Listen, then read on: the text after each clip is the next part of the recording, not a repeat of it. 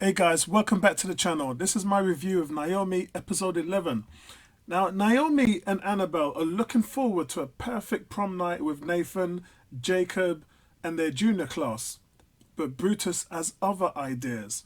Now, this episode starts off with Naomi talking to her parents. It was a little bit of a falling out from last week. We were waiting for this conversation to happen for the whole family to repair the damage that was done by them hiding the truth away from her origin.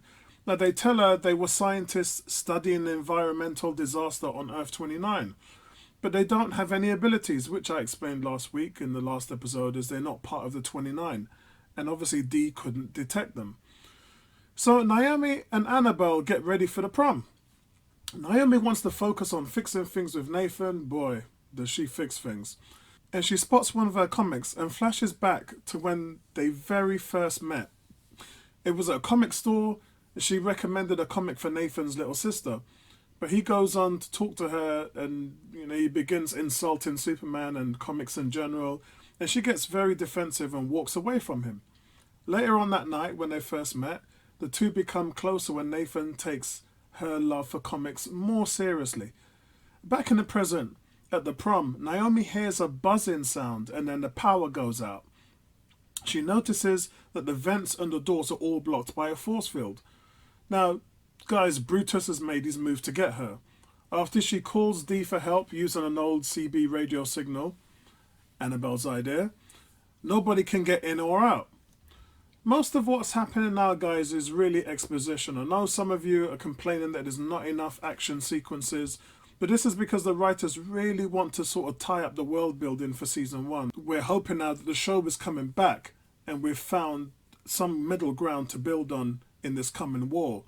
Now, it's titled Worst Prom Ever, and it finally gives Naomi two different sides to her character. We see a vulnerable side where she finally admits to Nathan who she really is and that she's scared, which is a very emotional scene, if I might add. And also one where she gets her heroic moment with a new power set. Now, when I talk about new power, I'm saying new power because even for myself as a Naomi comic reader, I haven't seen her use this before. The super speed is not really something that we've seen from her. We've seen all kinds of energy projection abilities from the strange energy that imbues her body, but this fusion inside of her body has never really been explored in the comics outside of Batman and Superman still trying to figure it out. But it's never been portrayed as super speed. This girl is so powerful that her only known weakness is that she doesn't really understand the upper limits of her body, and she still lacks the control over it. So if she uses too much energy, she kind of has her Grogu, Baby Yoda moments where she falls asleep due to exhaustion. Zambadu says Earth 29's tech and force fields are nearly impenetrable. So he also thinks that Mac is behind it, and then he later mentions Julian, which was correct. Julian's the guy who's behind trying to trap Naomi. So Julian, he shows that her friends are trapped in a classroom thanks to another force field, and he offers Naomi a choice. If she deactivates one force field with her friends, the other force field blows up and kills everyone else. And she's got 5 minutes to choose and make this decision. In the end, Naomi figures out if she can run fast enough, she'll be able to deactivate both, saving her loved ones from life and death, and also by doing this, it boosts her experience and her confidence as well. But a dagger came right at the end of the episode, which I thought was endearing and slightly unfair as well. In a flashback, Naomi and Nathan are on a date and the song starts playing and Nathan thinks it's fate that they both like the same song. Now at the end, in the present, the song is played at the prom when the two of them start to dance. Naomi tells Nathan she can't bear to see him get hurt because of her. Now, she's been denying her destiny too long, and Nathan understands it. He's really understanding at this point, telling her that they can't be together, but he will always be on her side. And again, he says it's fate.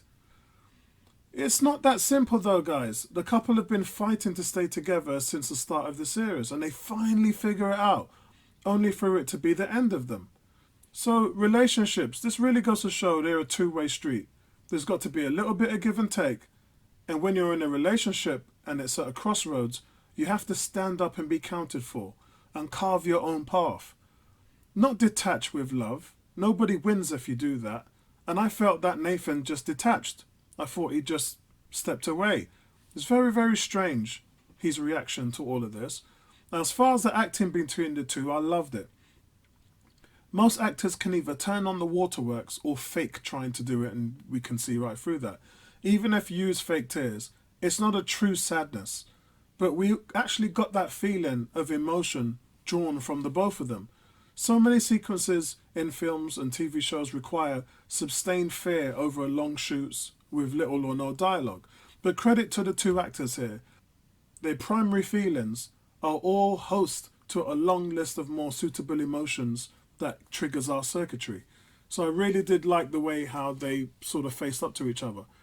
But splitting up the couple because it's not safe isn't going to make them happy, guys. Because it's a safe choice where nobody wins.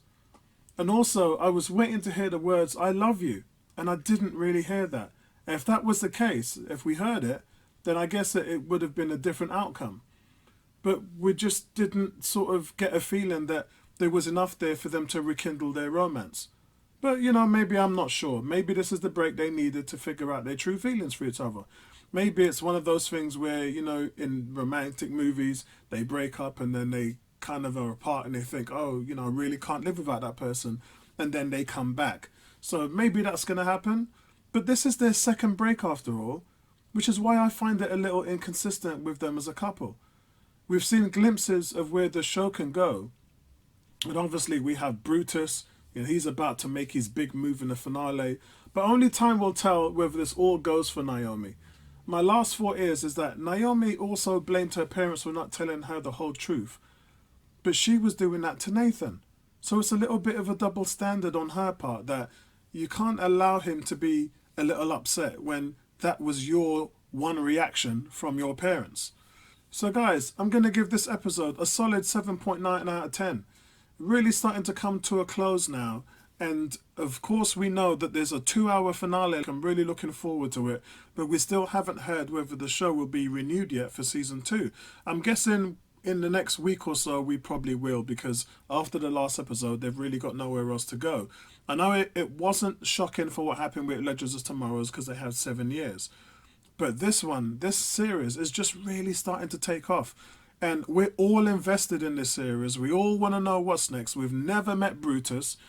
We've seen glimpses of Earth 29, but not to the point where what it looks like now, because it seems like when Brutus took over, a lot had changed. So we really want to see what's going on here. Let me know what you guys' thoughts are in the comment section below. Don't forget to subscribe to the channel, and I'll see you guys in the next one. Peace out.